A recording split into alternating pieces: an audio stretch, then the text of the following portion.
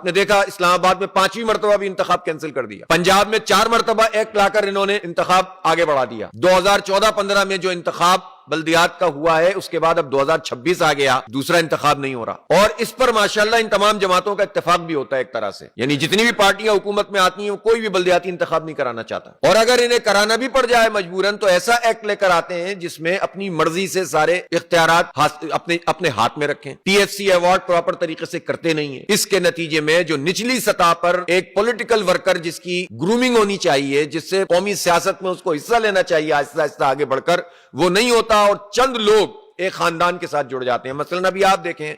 پاکستان کی 2 بڑی پارٹیاں جو کہلاتی ہیں، جو عملاً اب پاکستان کی بڑی پارٹیاں رہی نہیں ہیں عوام میں، لیکن ان کو زبردستی بٹھایا ہوا ہے، ایک نون لیگ اور ایک پیپلز پارٹی، یہ دونوں پارٹیاں خاندان کی جاگیر ہیں، یعنی اگر آپ نون لیگ کو دیکھیں گے تو 40 50 60 70 چودھری اور کچھ خاندان اور ایک خاندان، ان کے ساتھ مل کر نون لیگ ہے،